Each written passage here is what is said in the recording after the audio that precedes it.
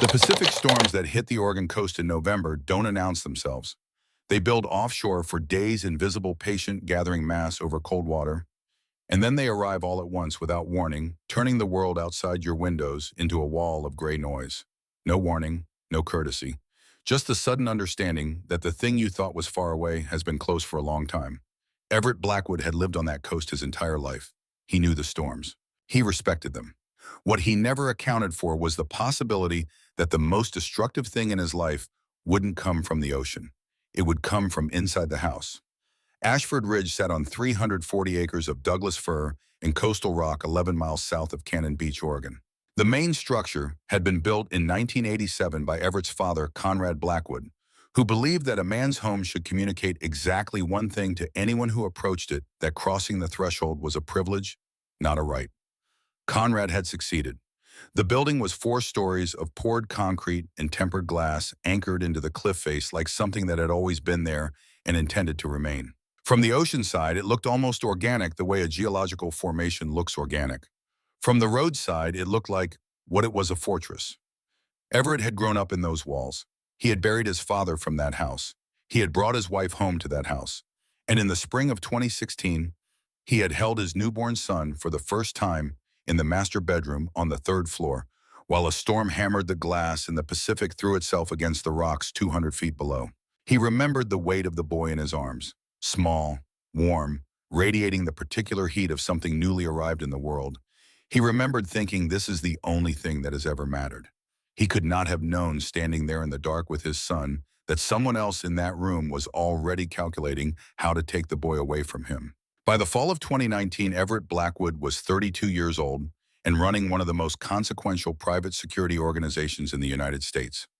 Blackwood Group had been founded by Conrad in 1991, initially as a regional contract security firm serving Pacific Northwest industrial clients. By the time Everett inherited operational control at 26 following his father's death from a cardiac event on a Tuesday morning in March, the organization had grown into something significantly more complex.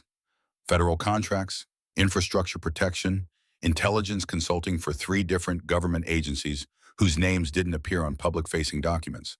An annual contract portfolio valued in 2019 at just over $900 million, predominantly covering critical infrastructure along the western seaboard. To the outside world, Everett Blackwood was a quiet, efficient executive who ran a serious company. He gave no interviews. He attended no industry conferences. His name appeared in public records, primarily in connection with federal contract filings and the occasional charitable donation made under the Blackwood Family Foundation, a vehicle Conrad had established in the 1990s, and Everett had maintained largely unchanged. Inside Blackwood Group, the picture was more specific. Everett was known for 2 things: a near-perfect memory for operational detail and a threshold for dishonesty so low that it had ended the careers of several senior employees who made the mistake of thinking a small lie was a small thing. He was not warm, he was not cruel, he was precise. And for 3 years, beginning in the spring of 2016, when his son Cole was born, he had been told methodically and consistently, and by people he trusted, that his son was not right. The medical file on Cole Blackwood began with a routine developmental assessment at 6 months conducted by Dr. Theodore Vance, who had served as the Blackwood family physician for 11 years. The assessment noted mild developmental lag in social responsiveness. Nothing alarming. Infants develop at different rates.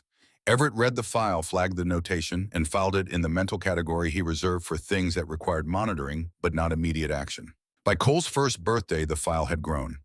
New notations, new assessments, a pattern emerging in the language, careful, clinical, accumulative, that painted the picture of a child whose development was not simply lagging but actively arrested. Poor eye contact, limited vocalization, diminished motor responsiveness, an unusual lethargy, that doctor Vance described in the assessment dated March 2017 as inconsistent with normal fatigue patterns and suggestive of underlying neurological involvement. Everett had read that assessment at his desk on a Tuesday morning. He remembered the exact quality of the light through the office windows. He remembered setting the file down and sitting very still for approximately 4 minutes. Then he picked up the phone and called Dr. Vance. Vance was measured on the phone. Careful. He did not speculate beyond what the data supported, but the direction of the conversation was unmistakable. Cole's condition was real. It was significant, and it was unlikely to resolve on its own. Further evaluation was needed. Specialists, time.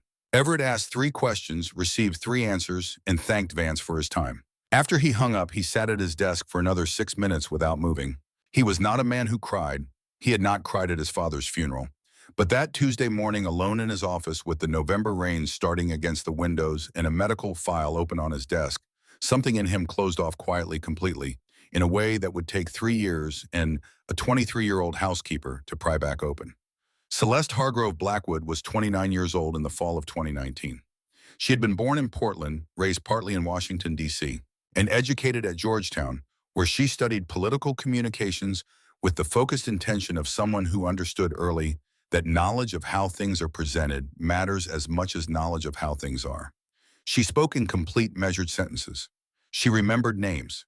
She had a gift for making people feel that their concerns had been heard and considered whether or not she intended to act on them. She was the only daughter of Senator William Hargrove of Oregon, a man who had held his seat for 18 years on the strength of a reputation for moderate reasonableness and the kind of quiet institutional relationships that don't make headlines but do make careers. He had friends in federal judiciary appointments. He had friends in contract review boards. He had friends in places that most people don't know exist until they need them and can't reach them. Celeste had married Everett Blackwood in 2014, 2 years after they met at a federal infrastructure summit in Seattle. The match made sense on multiple levels. The Hargrove name carried political weight. The Blackwood name carried contractual weight. Two families whose fortunes ran parallel to the machinery of government joining their assets under one roof. Everett had not married her for her family. He had married her because she was intelligent, composed, and because in the year they dated before the wedding, she had never once said anything that he later determined to be false. He had been in this assessment profoundly incorrect, but he would not know that for 5 more years. In the fall of 2019, Celeste presented to the world as a woman managing a difficult private situation with grace. She was, as she often reminded people who asked, doing everything she could. The specialists, the consultations, the careful construction of a care environment that gave Cole the best possible chance. She visited him every morning, 5 minutes regular, as a timepiece before her schedule demanded her elsewhere. She also maintained a second residence in Portland, a condominium registered under a family trust 12 minutes from Ashford Ridge, by the back road that ran parallel to 101. Her assistant's travel log showed New York. The East Wing access system showed Oregon. She had been running both tracks simultaneously for nearly 3 years, and no one had thought to compare the two records. The staff at Ashford Ridge observed her morning visits and concluded reasonably that they were an expression of maternal commitment. Only one person on the staff looked at those 5-minute visits and felt something that didn't resolve into a comfortable explanation. Nora Renard had been hired 8 weeks earlier as a third rotation housekeeper, assigned to the East Wing. She was 23 years old. She had grown up in eastern Montana in a town small enough that everyone's business was everyone else's business, which meant she had learned early the particular skill of making herself invisible in spaces where visibility was inconvenient. Her father had worked outdoors his entire life, timber and later pipeline maintenance across 3 states, and had taught her, among other things, how to pay attention to things that didn't add up, not to fix them immediately, not to report them before she understood them, just to watch and wait and let the pattern reveal itself. She had come to Ashford Ridge through a placement agency. She had taken the East Wing rotation because it paid 12% above standard rate, and no one else had wanted it. No one had told her explicitly why no one else had wanted it. She figured it out on her own, which was how she figured out most things. The East Wing was where Cole Blackwood lived. The standing instructions for East Wing staff were written on a laminated card posted inside the supply closet door. Nora had read them on her first day and read them again on her second day to make sure she hadn't misunderstood. Feed the child according to the schedule posted on the nursery refrigerator. Change linens Monday and Thursday. Report any concerns to Mrs. Patricia Halloway, head of household. Do not engage the child in extended interaction. Do not deviate from established care protocols. Under no circumstances attempt to modify the child's hygiene routine without explicit authorization from Dr. Vance's office. She had read the last line 3 times. Under no circumstances attempt to modify the child's hygiene routine. In 8 weeks of East Wing rotation, she had thought about that line almost every day. Cole Blackwood, 3 years old in the fall of 2019, was small for his age. He had his father's dark hair and something of his father's bone structure, the same angular jaw, the same quality of stillness in his features. But his eyes, which should have been alert and restless the way a 3-year-old's eyes are supposed to be, were instead underwater. present but muted, as if the voltage running through him had been dialed down to the lowest possible setting. He sat. He ate what was placed in front of him. He slept. He did not cry often. He did not laugh. He occasionally tracked movement with his eyes, but without the focused curiosity that belongs to healthy children his age. Dr. Vance's most recent assessment, completed in September 2019, described his condition in language that had grown more definitive over 3 years of accumulation. Significant global developmental delay with associated affective flattening. Prognosis for substantial improvement remains poor. Recommend evaluation for long-term residential care placement within the next 6 to 12 months. Everett had read that assessment in his office. He had set it down. He had not gone to the East Wing that day. He had not been in Cole's room in the 4 months since the previous assessment.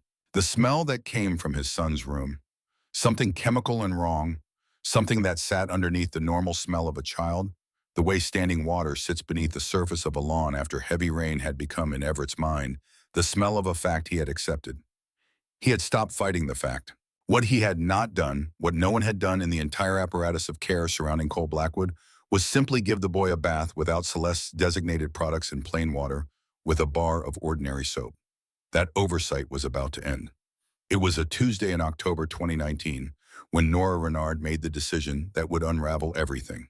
She arrived at the East Wing at 7:45 in the morning, 45 minutes after Celeste's daily visit had concluded 20 minutes before Miss Halloway's morning rounds. Cole was sitting on the floor of the nursery picking at a loose thread on the rug with the focused attention of a child who has learned to find occupation in small things because large things have never been offered to him. Nora set down her cleaning caddy. She looked at the boy. She had been looking at him for 8 weeks, really looking the way her father had taught her to look at things that didn't add up. And what kept not adding up was the smell, not the chemical undertone. She had trained herself to expect that. What didn't add up was what was underneath it. A person with an ordinary sense of smell would not have caught it. Nora's sense of smell was not ordinary. It was the kind of acute sensitivity that develops in people who spend years in environments where early detection of something wrong makes a practical difference. Her father's work had given her that. Propane leaks, mechanical burns, the specific smell of timber that has been weakened from the inside before the outside shows any damage. Under the chemical smell, under the synthetic heaviness that coated Cole's skin like a second layer, there was something else, something clean, something that didn't belong in the same sentence as everything surrounding it, like finding a lit match inside a sealed room. The presence of it was not the mystery. The mystery was how it got there and why everything around it was working so hard to cover it up. Nora looked at the laminated card on the supply closet door. Under no circumstances attempt to modify the child's hygiene routine. She looked at Cole. He had looked up from the rug when she came in. He was watching her now with those underwater eyes, but there was something in the watching, a recognition. Over 8 weeks in the small interactions that the card technically prohibited, and that Nora had conducted anyway, the boy had learned her face. He knew her. Whatever was suppressing the rest of him had not suppressed that. "Hey, buddy," Nora said quietly. She crossed the room and crouched to his level. "You need a bath." Cole looked at her. He didn't respond, but he didn't pull away either, which was she had learned his version of agreement. She carried him to the bathroom attached to the nursery. Marble and brushed gold, expensive and cold, the kind of bathroom that communicates luxury without communicating comfort.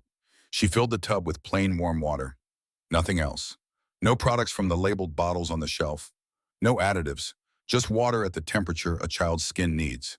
She put Cole in the tub. She picked up a washcloth and a bar of unscented laundry soap from her cleaning caddy, the industrial kind designed to cut through grease, and began to wash his arm. The water around his arm turned gray within 30 seconds. Nora stopped. She looked at the water. She looked at Cole's arm where she had scrubbed. The skin underneath was pink, normal.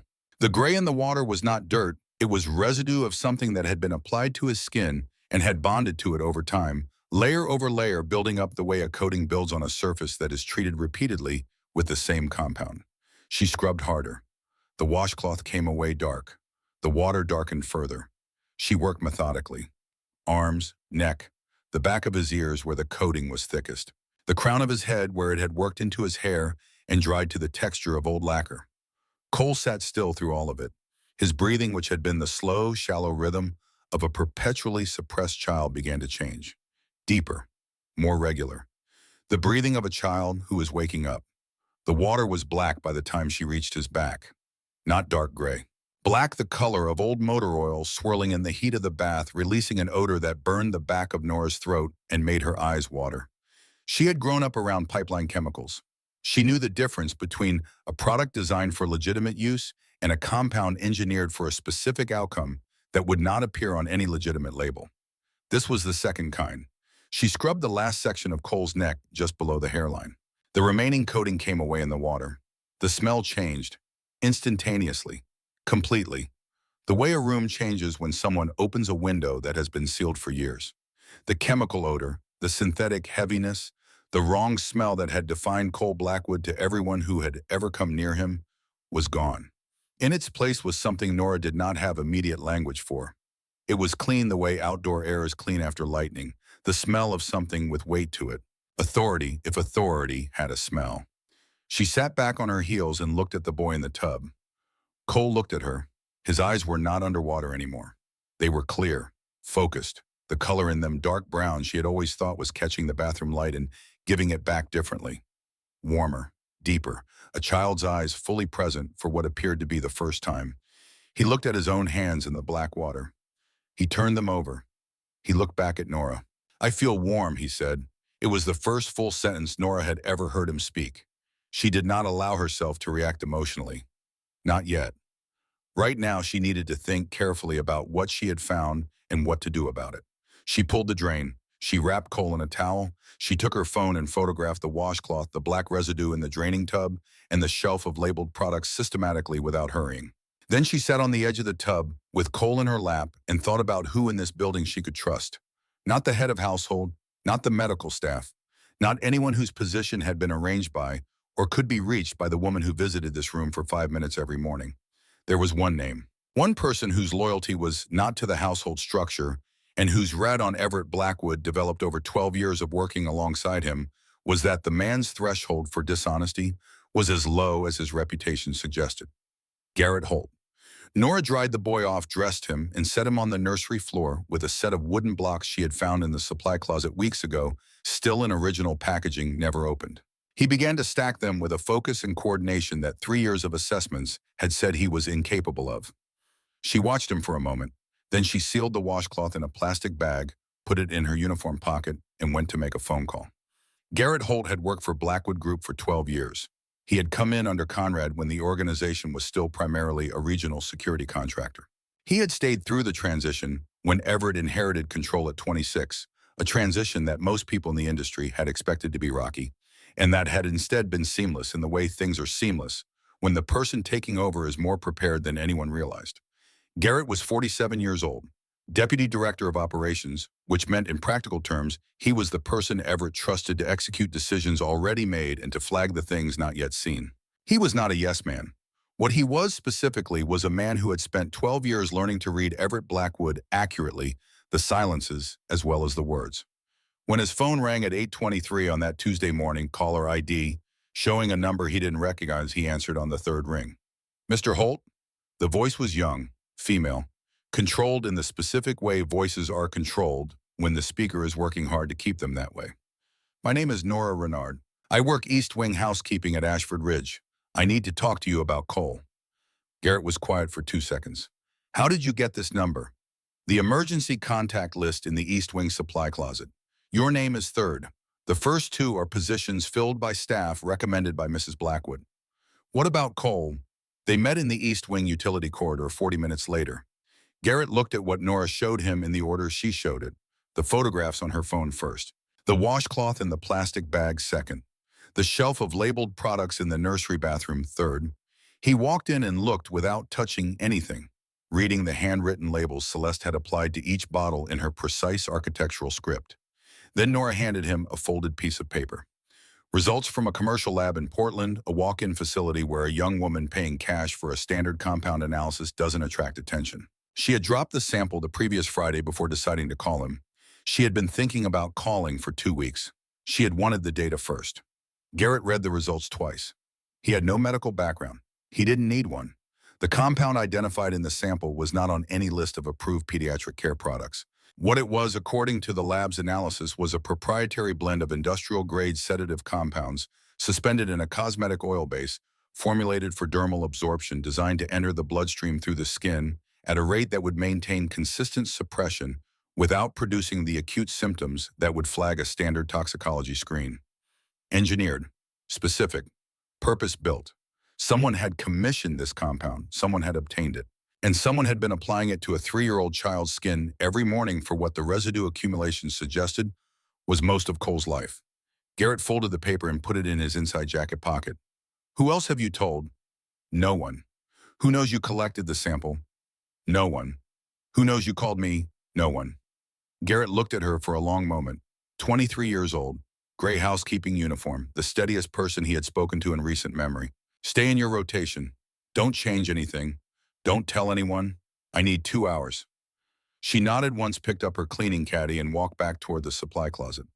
Garrett walked toward the main building. His stride was even. His face communicated nothing to the staff he passed. Inside, he was moving very fast. Everett was in his second-floor office when Garrett knocked and entered. Without waiting for an answer, the signal established between them, years ago without ever being formally discussed, that what was coming required immediate attention in a closed door. Everett looked up from the contract review.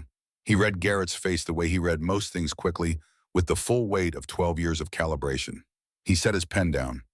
Garrett put 3 things on the desk in sequence: the lab report, the photographs from Nora's phone, and a single sheet of paper pulled from the Blackwood Group personnel file on Dr. Theodore Vance, specifically the section documenting Vance's outside consulting relationships, which all retained medical staff were required to disclose annually. The consulting relationship Garrett had circled in red was with a limited liability company registered in Delaware named Meridian Child Development Consulting LLC. Established 14 months before Cole Blackwood was born. Listed as providing advisory services in pediatric development assessment. Disclosed compensation for the previous calendar year $2.1 million. Everett looked at the 3 documents on his desk without touching them. He read them the way he read contracts, looking at the structure, not just the words. Understanding what the arrangement was designed to do, not merely what it said it was doing. The silence in the office lasted 45 seconds. Meridian, Everett said. His voice was completely flat. Delaware registration, no public-facing presence. I ran the ownership structure. It goes through 2 holding layers. I got as far as a management company in Nevada before I needed resources I don't have access to without flagging the search internally. Who set up the Nevada entity? I don't know yet, but the Delaware registration date is 14 months before Cole was born. Garrett paused. Someone was constructing the financial infrastructure before there was a child to use it against. Everett was still looking at the documents. The compound, he said, dermal absorption, engineered for consistency. The formulation is sophisticated enough that it wouldn't appear in a standard pediatric tox panel. You'd need to know what you were looking for. Vance ran all the tox panels. Yes. A silence, then quietly, 3 years. It was not a question. It was a man doing a specific kind of arithmetic, not financial, not operational, personal. The arithmetic of what had been taken, how long it had been taken, and what the compound interest on that loss actually amounted to. Everett stood up. He walked to the door, opened it, and went into the corridor. Garrett followed without being asked. The east wing was a 4-minute walk through the interior corridor. Everett walked it at a pace that was not quite a run, but communicated the same urgency without the visibility. He had not been in Cole's room in 4 months. The smell hit him at the corridor entrance. The wrong smell, the chemical smell he had accepted as the smell of his son's condition, and he stopped for 1 full second, reading it differently now. It wasn't the smell of illness, it was the smell of something applied. He walked to the nursery door and opened it. Cole was on the floor stacking the wooden blocks, a tower of 6, which represented a level of fine motor coordination that Dr. Vance's most recent assessment had rated as beyond his current capability. He looked up when the door opened. He looked at Everett, 3 years old, dark-haired, eyes that were not underwater anymore. Eyes that were present, genuinely fully present, in a way Everett had never seen them in all the brief, uncomfortable visits he had made to this room in Cole's first year, before the visits tapered off under the accumulated weight of what the file said and what the smell confirmed and what Celeste gently, consistently, carefully reinforced. The boy wasn't looking at him the way a child looks at a stranger. He was looking at him the way a child looks at someone he knows. Everett crouched to the floor. His suit pants hit the rug. He stayed there at Cole's eye level and looked at his son. Cole looked back. He did not smile. The systems that produce easy social smiling had been suppressed for most of his life and would need time to recalibrate. But the recognition in his eyes was unmistakable. Everett reached out and put one hand on the side of Cole's head. He had not touched his son in 4 months. He breathed in. The wrong smell was significantly reduced. Nora had bathed him 3 hours ago, and without the morning application, the compound was dissipating. Underneath it, faint but present, was something else. Something Everett recognized in the pre-rational way that certain recognitions work not through analysis, but through a deeper system that analysis sits on top of. His son. His actual son. Not the construct that 3 years of documentation had described. He took his hand back. He stood. He turned. Nora Renard was standing in the nursery doorway, arrived for her afternoon rotation, holding her cleaning caddy. "You're the one who called Garrett." "Yes, sir." "You took the sample yourself, before you called anyone." "I wanted the data first." Everett studied her for 3 seconds. "What made you decide?" Nora looked past him at Cole, who had returned to his blocks with the focused attention of a child who has recently discovered that stacking things is something he can do. "He knew my face," she said. "Whatever was suppressing that everything else hadn't suppressed that. I figured something that couldn't be suppressed was worth fighting for." Everett said nothing for a moment. "Stay on your rotation. Don't speak to anyone about this, not Holloway, not any other staff. Garrett will be in contact." He turned back to Cole, crouched down one more time. "Keep building," he said quietly. Then he stood and walked out. In the corridor, out of earshot, his voice dropped to the register he used when the situation had moved past the point where volume served any purpose. "I want the full financial trail on Meridian, both holding layers all the way to the originating entity, done internally through systems I control without a single search query that flags externally. 12 to 18 hours of work," Garrett said. "Then start now, and pull the access logs for the East Wing corridor. Every entry and exit going back to Cole's berth." Garrett stopped walking. "Everett." Everett stopped. He turned. "If the logs show what I think they're going to show," Garrett said carefully, "we're not talking about a civil matter." "I know what we're talking about. There are procedures, reporting requirements. If we run this internally before we go to—" "I know what the procedures are." Everett's voice had not risen. It was, if anything, quieter. "I also know that the last 3 years of medical documentation on my son was produced by a physician who received $2.1 million from an entity constructed before my son existed. I know the access logs are going to show me something I should have looked at a long time ago. And I know that before I hand any of this to any external body, I need to understand the full perimeter of what I'm dealing with." Garrett held his gaze, then he nodded. 18 hours, maybe less. The access logs took 40 minutes to pull and 20 minutes to read. Garrett brought them to Everett's office at 4 p.m., laid the printed pages on the desk without commentary, and stood back. The East Wing access system logged every entry and exit through the corridor's 3 keyed checkpoints, time-stamped, credential-specific, stored on a server, inside Blackwood Group's internal network. Everett found what he was looking for on page 3. Celeste Hargrove Blackwood. East Wing Corridor Checkpoint 1. Every morning, 7 days a week, including the days she had told Everett she was in New York or Portland or Washington. Including the days her personal assistant had logged her as traveling. Including 12 consecutive days in March 2018, during which Everett had believed his wife to be at the family's property in Sun River. Every entry between 700 and 7:10 a.m., every exit between 7:04 and 7:08 a.m., never longer than 8 minutes, never shorter than 4.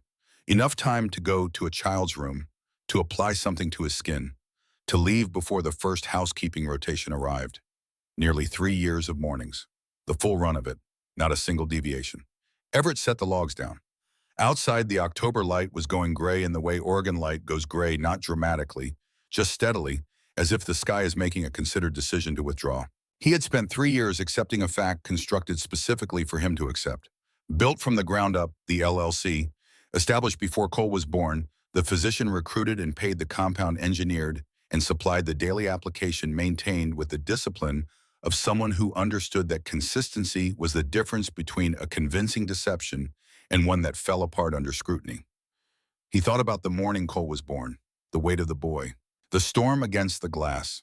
He thought about the first assessment at 6 months, the careful accumulative language, the way each subsequent file built on the previous one layer over layer.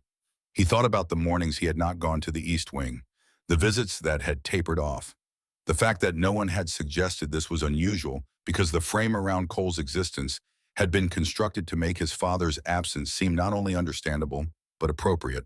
He had been managed, precisely professionally, by someone who knew exactly which levers to use on a man like Everett Blackwood. He picked up his phone and called a number he hadn't used in 2 years, a contact at the FBI's Financial Crimes Unit in Portland. A man named Drescher who had worked with Blackwood Group on a contract fraud case in 2017 and who owed Everett a conversation. The call lasted 6 minutes.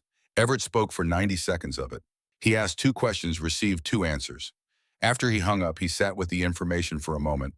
Then he called Garrett, the Nevada Management Company. Don't go further. I know where it leads. A pause. How? Because I know who had the motive, the resources, and the access to Cole's schedule from the day he was born. And I know who has spent 3 years making sure I never looked at the access logs. What do you want to do? Oh, I want to do this correctly, which means I need 48 hours to build the full evidentiary picture before anyone moves. Can you hold the internal search quiet for 48 hours? Yes. Then start now and pull Cole's original intake documents from when Vance began the assessments. I want to look at something. He read the original intake file that evening alone in his office after the building had cleared. It was the document he had read 3 years ago on a Tuesday morning, the document that had begun the long process of his acceptance. He read it differently now. Not for what it said, for what it didn't say, the gaps, the places where a careful clinician would have ordered a specific test, and Vance had instead pivoted to a different assessment modality. The places where the language was precise in its avoidance of conclusions that a straightforward reading of the data would have supported. It was good work, genuinely skilled work. Vance had been worth whatever he was paid. He had built documentation that would withstand most scrutiny because most scrutiny was not looking for what Everett was now looking for. But the structure of the deception was visible now that he knew the shape to look for. He closed the file. Outside, the storm that had been building all day had arrived, and the rain against the glass was the specific heavy kind that settles in for the night. He thought about a 23-year-old housekeeper who had noticed something in 8 weeks that he had failed to notice in 3 years because she had been paying attention to the boy, not to the files about the boy. He thought about what she had said in the nursery doorway. He knew my face. Whatever was suppressing everything else hadn't suppressed that.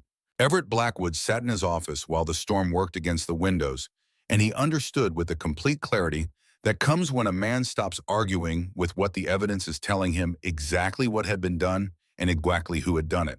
He had 48 hours. He intended to use every one of them. The 48 hours Everett had given himself began at 6 a.m. on Wednesday. By 6 a.m. on Wednesday, he had not slept. He had spent the night in his office with the access logs, the lab report, the original intake file, and a yellow legal pad on which he had been building by hand in the precise block lettering he had used since college a timeline. Not a digital document, not something that existed on any server connected to any network. A physical record on paper in his own hand that could not be accessed remotely and could not be altered without his knowledge. The timeline ran from 14 months before Cole's birth to the previous Tuesday morning.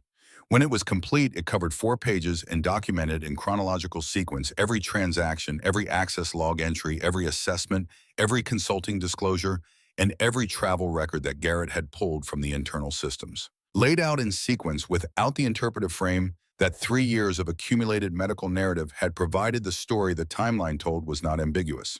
It was the story of a system, designed before its target existed, implemented with patience and discipline, maintained without a single operational deviation across nearly 3 years of mornings. Everett looked at the completed timeline as the first gray light came through the office windows. He thought about what it required of a person to do this, not the logistics. The logistics were sophisticated, but not beyond the resources available to someone with Celeste's connections and her father's institutional reach. What it required was something else, a specific quality of Cole that most people don't have. The ability to hold a plan in your mind for years, to execute it daily, to look at a child every morning and apply a compound to his skin and walk away, and to do that without a single moment of hesitation. He had been married to that quality of Cole for 5 years. He had not recognized it for what it was. At 7 a.m. he called Garrett. I need the full ownership chain on Meridian and the Nevada entity by noon. Use Harker. Harker was a forensic financial analyst Blackwood Group retained for contract fraud investigations, outside counsel, bound by privilege, work product protected. Tell him I need physical copies only, nothing digital. He'll want to know the scope. Tell him the scope is everything connected to a Delaware LLC called Meridian Child Development Consulting, both holding layers, all the way to the beneficial owner. A pause. He'll know who that points to. Then he'll know to be careful. Garrett was quiet for a moment. Everett, Celeste's father, has relationships with 3 federal judges in this district. I know. If she finds out we're pulling the financial chain before we've secured the evidence, she's going to find out eventually. The question is whether we have the complete picture before she does. Everett looked at the legal pad. One more thing. The shelf in Cole's bathroom, Celeste's labeled products. Remove them before the 7 a.m. visit. Replace them with standard, unscented alternatives from the supply closet. A longer pause. If she notices, she'll notice. That's acceptable. He stopped. What's not acceptable is another morning. The pause that followed had a different quality. Garrett understood what Everett was not saying directly, that the compound was not being added to Cole's system for even one more day, regardless of what it cost tactically. I'll do it myself, Garrett said. 20 minutes. Unleashed, it's 7:06 a.m. Celeste Hargrove Blackwood entered the East Wing corridor at checkpoint 1. The timestamp was recorded automatically. At 7:11 a.m. she exited, 5 minutes. No deviation from the pattern, no indication in the access log data that anything had changed. Everett saw the timestamps when Garrett sent them at 7:30. He noted the 5-minute duration. She had stayed the standard time even with the products replaced. Either she hadn't noticed the substitution, or she had noticed and decided that deviating from her pattern would be more dangerous than maintaining it. Either way, the morning application had not occurred. The compound was not being added. Whatever was already dissipating would continue to dissipate. He called Nora's cell at 7:45. Check Cole this morning. Don't change anything in the routine. Just observe and tell me what you see. Nora called back at 8:20. He's more alert than yesterday. He tracked me across the room when I came in. A brief pause. He said good morning. He's never said good morning before. Everett wrote the time and observation on the legal pad. Then he went back to the timeline. Harker delivered the ownership chain at 11:47 a.m. He came in person as instructed with a manila folder containing printed documents and no digital copies. He was a compact, precise man in his late 50s who had spent 20 years doing forensic financial work and had developed the demeanor of someone who has seen enough financial crime to be unsurprised by it without being indifferent to it. He sat across from Everett's desk and walked through the structure without editorializing. Meridian Child Development Consulting LLC Delaware registration. Single member LLC, managed by a Nevada entity called Crestview Advisory Services. Crestview was in turn managed by a Wyoming holding company Harker had needed to go one layer deeper than anticipated, called Palliser Group. Palliser Group had a single beneficial owner identified in the Wyoming registration documents by name. The name was not Celeste Hargrove Blackwood. It was Senator William Hargrove. Everett looked at the document for a long moment. You're certain? The Wyoming registration is public record. The beneficial ownership disclosure was filed in compliance with the 2018 federal transparency requirements. His name is on the document. Harker set a second sheet on the desk. There's more. Palliser Group has 2 other subsidiaries beyond Crestview. One is a real estate holding company, Unremarkable. The other is a consulting firm that received federal contract referrals from Blackwood Group in 2017 and 2018. Everett looked at the second sheet. Those referrals came through my office, he said. Yes. I signed the referral letters. Yes. The architecture of it, fully visible now, was more complete than Everett had constructed in his own timeline. Senator Hargrove had not simply provided political cover for his daughter's operation. He had used Everett's own signature to build financial infrastructure that served the broader scheme, creating a paper trail that connected Blackwood Group to Palliser Group in a way that, if things had gone differently, could have been used to complicate any investigation Everett initiated. It was not a family protecting a daughter. It was a coordinated operation with Everett as both the primary target and an unwitting instrument. He looked at Harker. This stays between us. Understood. What additional piece? Dr. Theodore Vance, complete financial picture for the last 4 years, specifically any payments from entities in the Palliser structure or connected to it. Harker nodded. 24 hours. 12. Harker looked at him for a moment, then stood and picked up his folder. 12. At 2 p.m. Everett's phone rang. Celeste. He let it ring 4 times. Then he answered. Hey. Her voice was its normal register, composed warm at the surface. You missed dinner last night. I was working. You're always working. A small practiced pause. I was thinking we should talk about the Vance assessment, the new one. He wants to present the residential care options before the end of the year, and I think we should at least... I'll look at my calendar, Everett said. A silence. The kind that happens when someone reads a response they didn't expect. Are you okay? Fine, I have a call in 2 minutes. Okay. Another pause. I'm going to Portland tomorrow, the Hargrove Foundation board meeting. I'll be back Thursday evening. I'll note it. He ended the call. He set the phone down and looked at the legal pad. She was going to Portland, to her father. Which meant that somewhere in whatever channel they used, a conversation was happening about the products being replaced that morning and what the appropriate response was.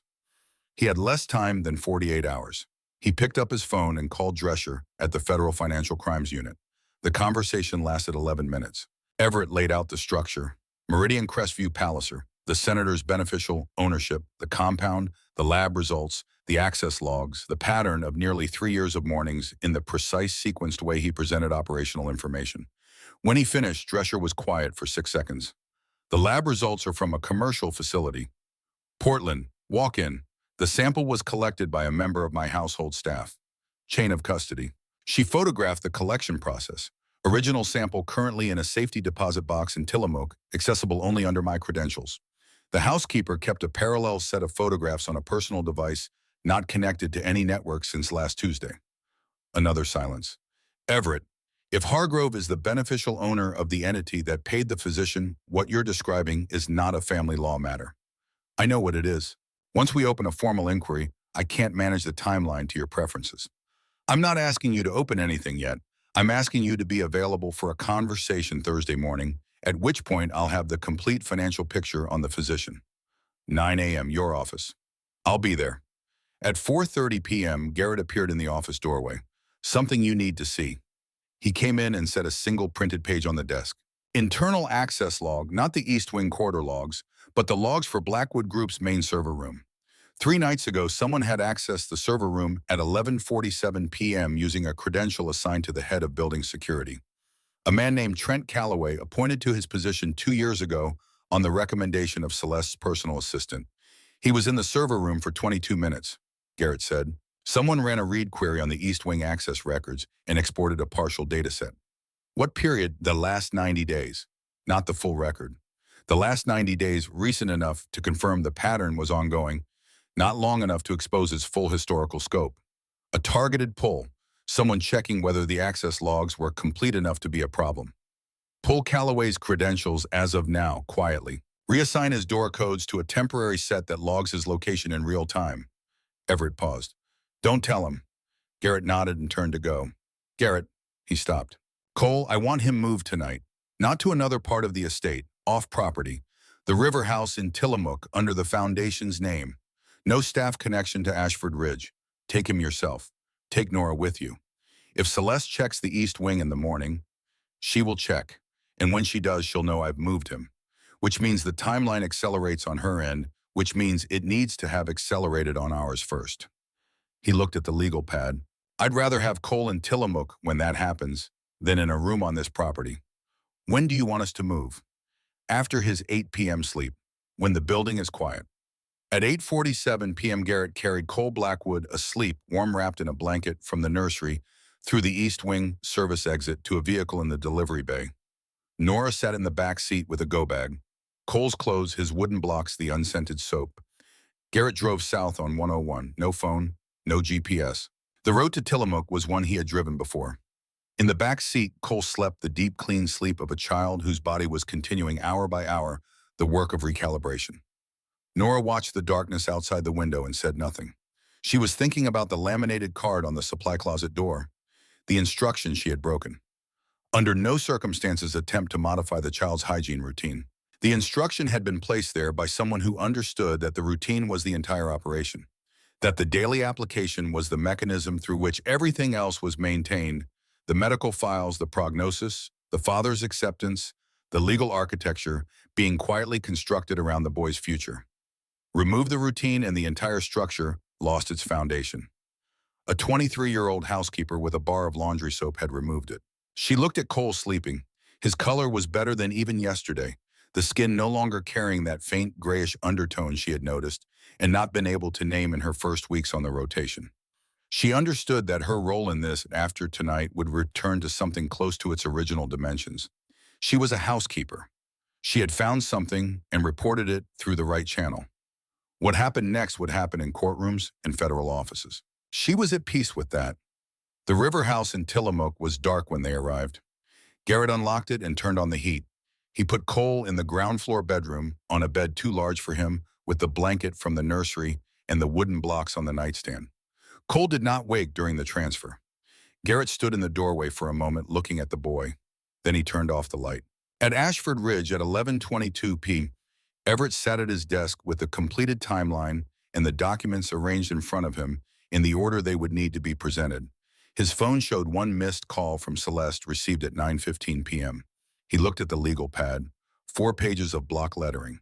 The architecture of what had been done, documented completely from the LLC registration in 2015 to the access log timestamp at 7:06 that morning. He thought about the weight of his son in his arms on the night Cole was born, the storm against the glass, the weight of something newly arrived in the world that he had nearly let be taken from him. He picked up the legal pad and looked at the first entry. Meridian Child Development Consulting, LC Delaware Registration. October 2015. Beneficial owner, Senator William Hargrove. 14 months before Cole existed. He set the pad down. Thursday morning, Drescher at 9 a.m. Harker's final report on Vance due by 8 a.m. 16 hours. He had built organizations from operational outlines. He had managed federal contracts requiring coordination across hundreds of moving parts. He knew how to build things that held. What he was building now was different. Not a contract, a case.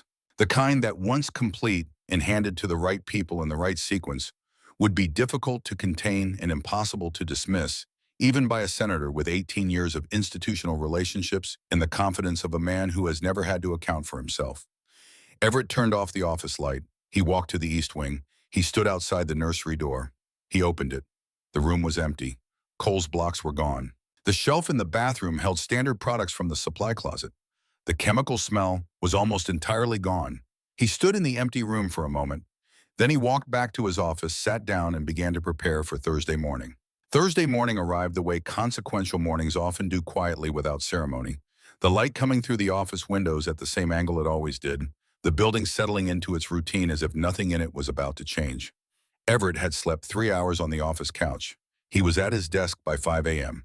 Harker's final report on Vance arrived at 7:43 a.m. delivered to a secure external account outside the Blackwood Group network. Everett read it standing at his desk, coffee in hand. Theodore Vance had received payments from 4 entities over the previous 4 years. 2 were legitimate, a hospital consulting arrangement and an academic advisory position at OHSU. The third was Meridian, $2.1 million across 11 transactions, the first dated 6 weeks after Cole's birth. The fourth entity was what Harker had flagged with a single handwritten note in the margin C attached. The attached document was a wire transfer record. 14 months ago, concurrent with the period when Vance's assessments had begun recommending residential care placement, Vance had received a single payment of $400,000 from an account registered to a private trust in the Cayman Islands. The trust's named administrator was a law firm in Portland that Everett recognized immediately. It had handled estate planning for the Hargrove family for 20 years. The $400,000 payment was not a consulting fee. There was no corresponding service agreement, no disclosure in Vance's annual filing, no paper trail giving it a legitimate purpose. It was a payment made at the point when the operation was shifting from maintenance to conclusion, from keeping Cole suppressed to moving toward the permanent legal arrangement that would remove him from the inheritance structure entirely. Vance had been paid to accelerate. Everett set the report down and sent Garrett a single text. He accelerated on payment. Cayman Trust Hargrove Family Law Firm. Full documentation in hand. Garrett's response came in 40 seconds. Drescher's in the parking lot. Early. Special Agent Marcus Drescher was 53 years old, 17 years with the FBI's Financial Crimes Unit in Portland, and possessed of the particular professional stillness that develops in people who spend their careers in rooms where the air is made of money and the money is made of damage. He sat across from Everett's desk at 8:51 a.m. and read through the physical documents in the order Everett presented them. He did not speak. He did not ask clarifying questions. He read the way experienced investigators read, not for narrative but for structure, looking for the load-bearing elements. When he finished, he set the last document down. The lab results. The original sample, where is it now? Safety deposit box in Tillamook, photographed at collection, transferred directly to a sealed evidence bag in my possession. Everett paused. The housekeeper who collected it kept a parallel set of photographs on a personal device not connected to any network since Tuesday of last week. Drescher nodded. The product bottles. Same safety deposit box. The access logs. Physical printouts in my possession.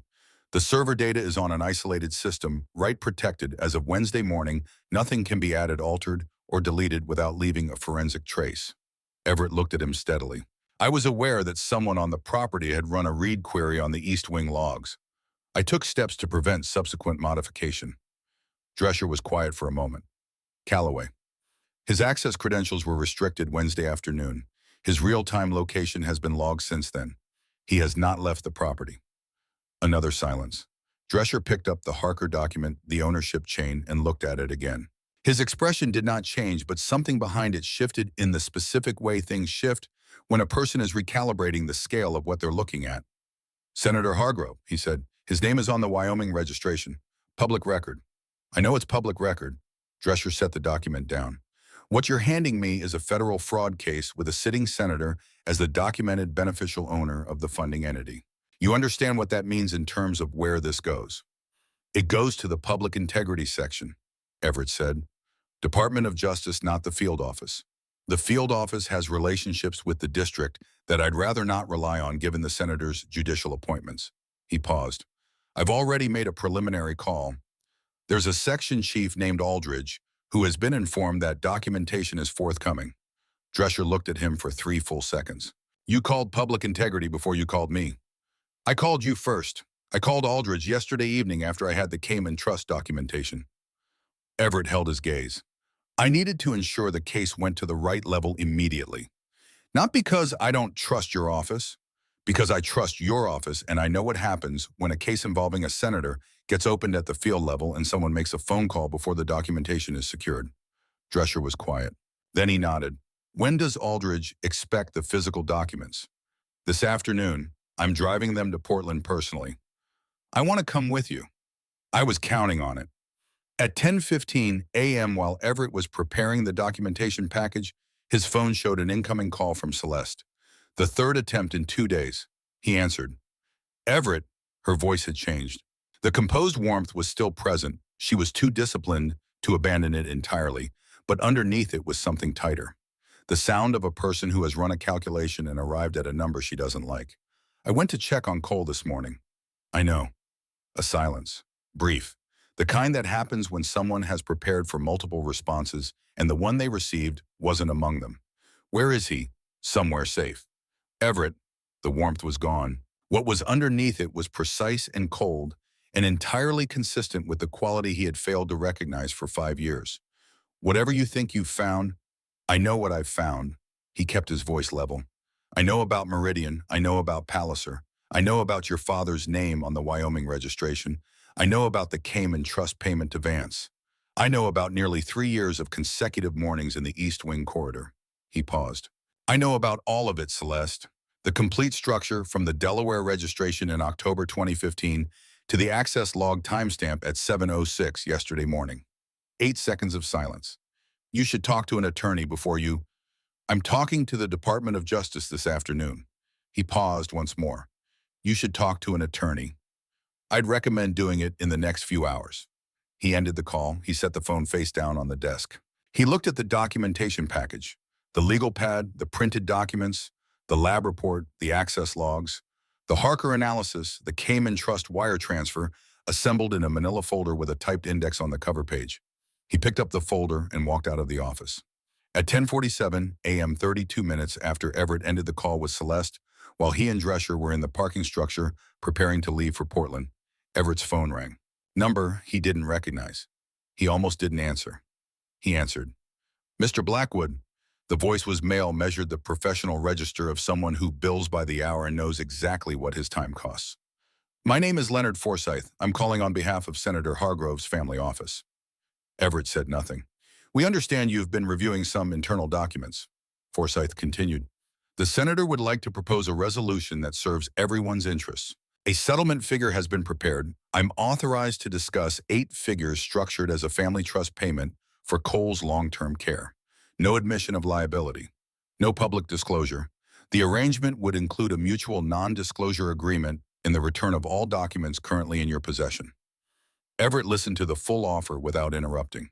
Additionally, Forsyth said, and here his voice shifted slightly, still professional, but carrying the particular weight of a threat wrapped in bureaucratic language. I've been asked to inform you that the federal infrastructure contract currently under review for renewal contract number 2019-WSB-441 valued at approximately $230 million has attracted some concerns from certain parties on the Senate Commerce Committee. Concerns that with the appropriate resolution of this matter would naturally be withdrawn. Drescher was watching Everett from the passenger seat of the vehicle. Mr. Forsyth, Everett said, yes. I'm going to tell you 2 things. The first is that the documentation I referenced is no longer solely in my possession. It was transferred to federal custody approximately 12 minutes ago. The second is that you've just made a statement on behalf of a sitting senator that constitutes attempted obstruction of a federal investigation. I'd recommend you consult your own attorney before you make any further calls today. He ended the call. He looked at Drescher. Was that, Drescher began, recorded on your end? Yes. Everett put the phone away. Let's go. The drive to Portland took 2 hours and 14 minutes. Drescher made 2 calls during the drive, both brief, both in the shorthand of someone communicating with people who understand weight without needing it spelled out. They had gone from building a case to having one walk into a trap of its own making. Aldridge met them at the DOJ field office in Portland at 1:30 p.m. She was in her late 40s, compact and precise, with the quality of attention that Everett associated with people who have spent years in rooms where details matter and stakes are real. She took the documentation package and spent 40 minutes reading it. When she finished, she looked up. The child, current location and condition. Off-property, Tillamook, without the compound for 72 hours. Behavioral improvements or documented written observations from the household staff member who has been with him continuously. Everett paused. He needs a formal medical evaluation by a physician with no connection to the Vance practice or the Blackwood Group Medical Registry. I can have someone there this afternoon. I'd appreciate that. Aldridge looked at the documentation for another moment. The Forsyth call, Drescher briefed me on the drive. It's on record. Yes. She looked at the ownership chain document. The senator's office will be notified when we open the formal inquiry. At that point, he'll lawyer up and go quiet. This becomes a long process. I understand that. 18 months to 2 years before it reaches resolution. I understand that too. Everett looked at her steadily. What I need in the short term is a court order restoring my guardianship of Cole and a protective order preventing Celeste or anyone acting on her behalf from accessing him. The long-term process can take whatever time it needs. Aldridge nodded. I can have an emergency family court filing prepared by end of business today. Given the documentation, she glanced at the lab report. The evidentiary threshold for emergency protective relief is well exceeded. Then let's do that first. The emergency hearing was held at 4 p.m. in a federal family court courtroom in Portland before a judge named Caldwell, specifically selected Aldridge, had made one call on the drive across town because he had no professional or social connection to the Hargrove family and had been appointed under a different administration entirely. Celeste was not present. Her attorney was a senior partner from a Portland firm who had been briefed rapidly and was managing the situation with the controlled urgency of someone trying to build a defensive perimeter with insufficient time and incomplete information. The hearing lasted 38 minutes. Caldwell read the documentation. He asked 4 questions, received 4 answers, and looked at the lab report for a long moment with the particular expression of a person making sure they understand correctly what they are reading. He signed the emergency guardianship restoration order at 4:47 p.m. He signed the protective order at 4:49 p.m. Celeste Hargrove Blackwood was formally restricted from any contact with Cole Blackwood pending the outcome of the federal investigation. Everett held the signed orders outside the courtroom. 2 pieces of paper, his son's name on both of them in the court's formal typeface with a judge's signature beneath. Drescher stood beside him. The formal inquiry opens tomorrow morning. Once it does, the senator's office gets notified. I know. It's going to get loud. Let it get loud. Everett folded the orders and put them in his inside jacket pocket against his chest. Cole is in Tillamook. That's all that matters tonight. He drove to Tillamook alone, so the river house was lit from inside when he arrived, warm yellow, visible through the trees before he reached the turnoff. He parked and walked to the front door and knocked because it was not his house in the way that Ashford Ridge was his house, and knocking seemed right. Nora opened the door. She stepped back without speaking and let him in. The house smelled of wood smoke and something cooking. She had found supplies in the kitchen and made dinner with the practical resourcefulness that Everett was beginning to understand was simply how she moved through the world. Cole was at the kitchen table. He was building something with his wooden blocks, an elaborate structure that bore no resemblance to the simple towers he had been stacking at Ashford Ridge. This was architectural, deliberate.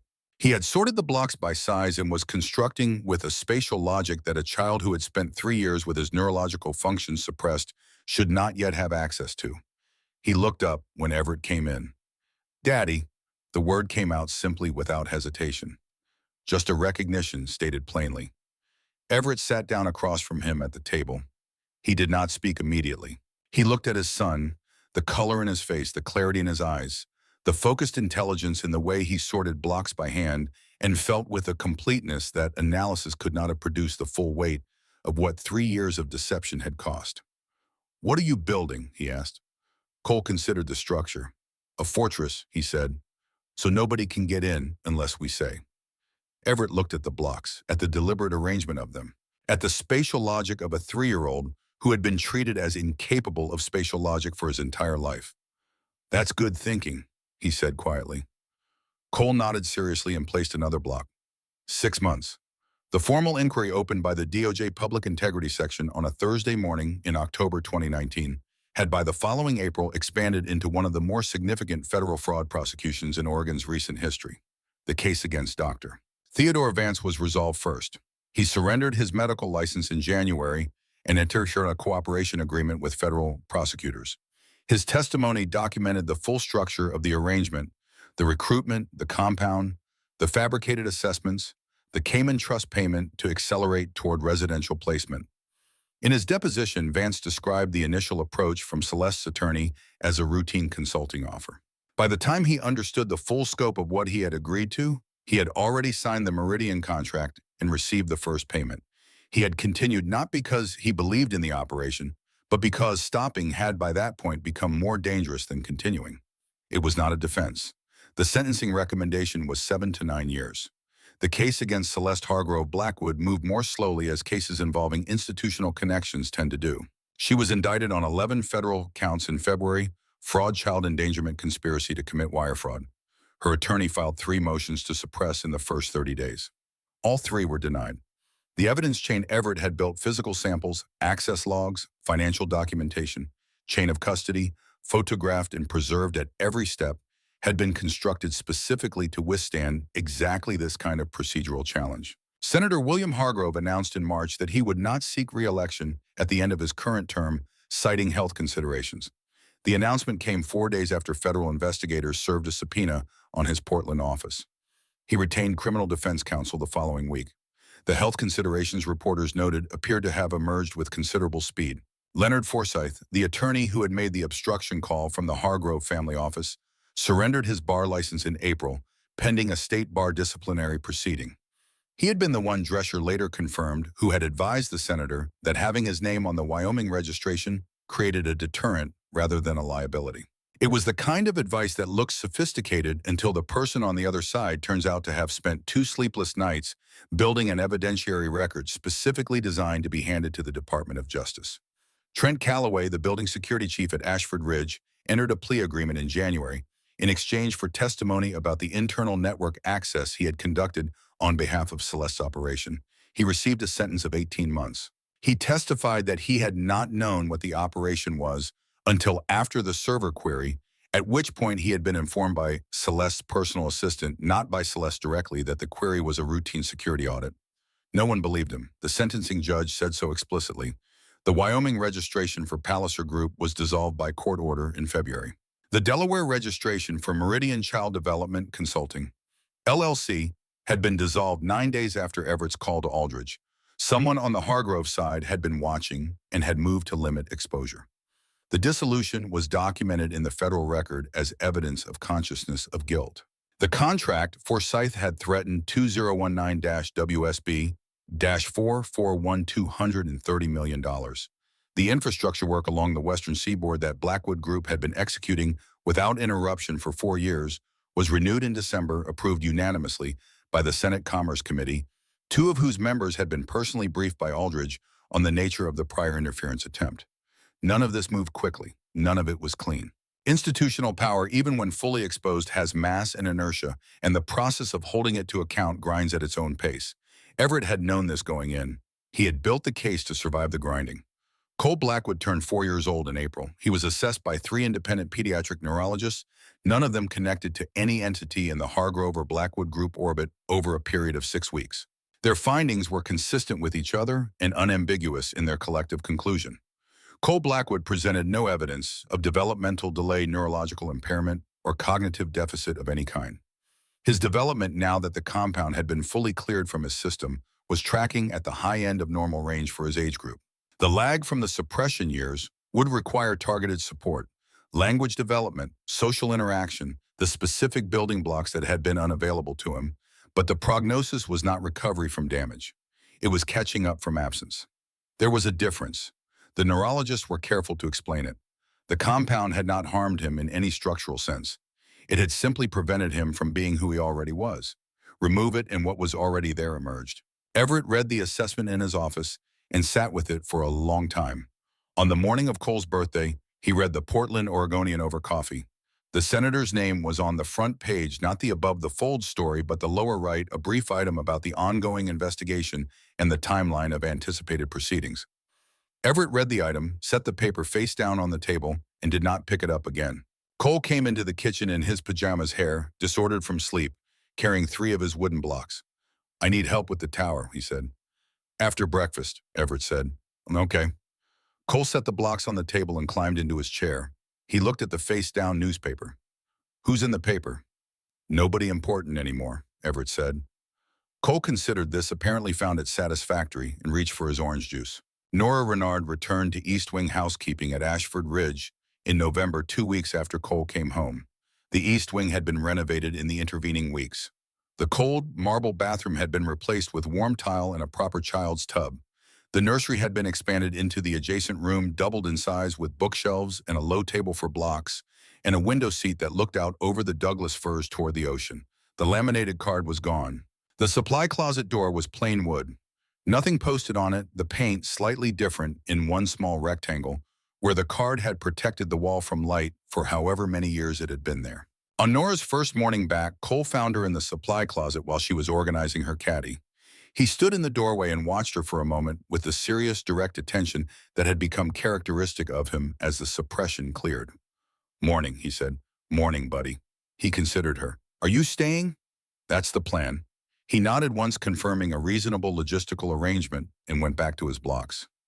Nora turned back to her caddy. There was work to do. 3 weeks later, a padded envelope arrived for her at the East Wing staff entrance. Inside was a sealed letter on Blackwood Group letterhead and a smaller envelope. The letter was from the administrative office.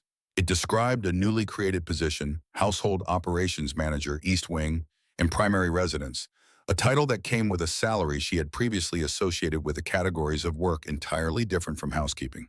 She read the letter twice. She put it back in the padded envelope. She put the smaller envelope, unopened, back with it. She sealed the package and left it on the desk in the household manager's office with a handwritten note on a piece of paper torn from her scheduling pad. The note said, "Thank you. I'm a housekeeper." That's the job. That evening, Everett found the package on his desk. He read the note. He looked at it for a moment. Then he folded it carefully and put it in the top drawer of his desk, the drawer where he kept things that were too specific to file and too important to discard. The next morning, he walked to the East Wing at 7:45 a.m. Not for an inspection, not for any operational reason. He knocked on the supply closet door, which was open, and Nora looked up from organizing the cleaning caddy for the morning rotation. "The position stands," he said, "whenever you want it." "I know," she said. "All right," he turned to go. "Mr. Blackwood." He stopped. "He said his first full sentence in this room," she said, "on a Tuesday morning. He said, 'I feel warm.'" She paused. "I thought you should know that if you didn't." Everett stood in the corridor for a moment. "I didn't know that," he said. "Okay," she said, and she went back to work. On a Saturday morning in May, Everett was sitting on the floor of Cole's room, helping build what had become an ongoing architectural project, a fortress now substantially more complex than the first version, covering most of the low table and extending onto the floor in a sprawl of organized blocks that Cole approached with the focus of someone who had a clear vision and was executing it methodically. The project had started in Tillamook, in the Riverhouse kitchen, on the night Everett had driven down alone from Portland with the signed guardianship orders folded against his chest. It had continued through the weeks Cole spent at the Riverhouse while Ashford Ridge was being prepared and had resumed expanded more ambitious when Cole came home and found the renovated nursery in the new low table that was, as he immediately determined, exactly the right height for serious construction work. Each Saturday they added to it, not according to a plan Everett had drawn up, but according to whatever Cole had decided during the week needed to be built next. Sometimes Everett understood the logic immediately. Sometimes Cole had to explain it, which he did with the patient precision of someone who finds the gap between what he knows and what others currently understand to be a problem worth solving through clear communication rather than frustration. He was 4 years old. Garrett knocked and entered. "Drescher called," he said. "The Vance sentencing is scheduled for the 14th. He wanted you to know directly." Everett nodded without looking up from the blocks. Garrett looked at Cole, who was adding a section to the fortress wall with careful attention to structural logic. The boy had his father's hands, the same proportions, the same deliberateness in the way they moved. He had the same quality his father had, the capacity for complete absorption in a problem, the patience to work it correctly rather than quickly. "He's going to be something," Garrett said quietly.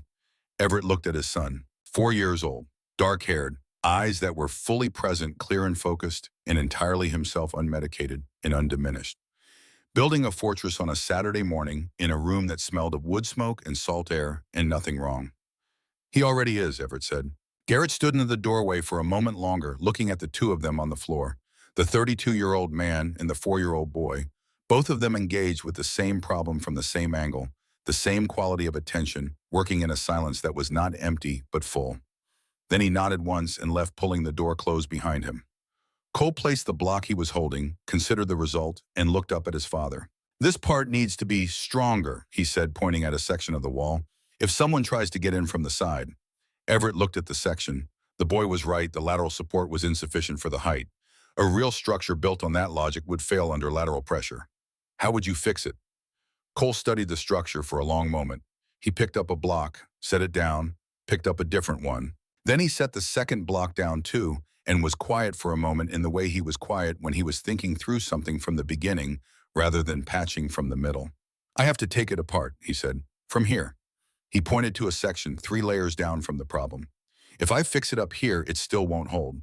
The problem is down here." Everett looked at the section Cole was pointing to. He was right again.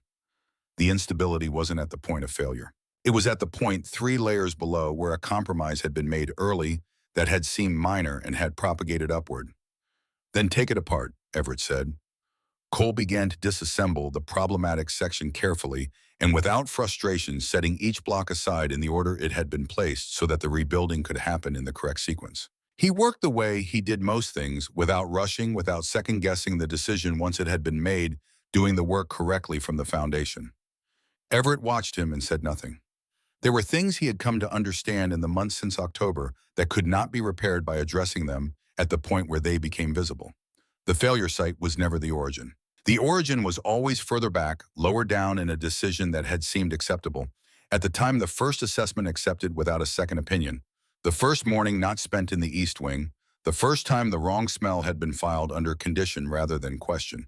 He had been a man who noticed things, who built evidentiary records, who understood that the structure of a deception was visible to anyone who looked for it rather than accepting the interpretation handed to them. He had not applied that intelligence to the one thing that warranted it most. He would not make that mistake again. Cole finished disassembling the 3 layers. He looked at the exposed section, ran one finger along the edge of the lowest course of blocks, and nodded to himself. Then he began to rebuild methodically from the bottom, each block placed with the particular deliberateness of someone who is not just reconstructing what was there before, but building something better because he now understands why the first version failed. Everett watched him. He thought about a Tuesday morning in October and a bar of laundry soap and a 23-year-old housekeeper who had been paying attention to the right thing for 8 weeks when everyone around her had been paying attention to the wrong things for 3 years. He thought about what she had said in the nursery doorway and how much the simplest observations sometimes contain. He knew my face. Whatever was suppressing everything else hadn't suppressed that. The section went back up. Better than before. Stable where it had been weak. Built to hold under the kind of pressure that the first version would not have survived. Outside, the Douglas firs moved in the light spring wind. The sky over the water was the particular blue that only happens in May on the Oregon coast, when the winter systems have finally exhausted themselves and the light comes through clean. Not the aggressive post-storm clarity of October, but something steadier, something that intends to stay. The Pacific did what it always had done. Patient, constant, indifferent to the particular dramas of the shore the way large things are indifferent to small ones, not because the small ones don't matter, but because the large things have been here longer and will be here after. The fortress on the table was not finished. It would take more time, more work, more careful reconstruction of the parts that needed to be stronger. But the foundation was sound, and the boy building it knew exactly what he was doing.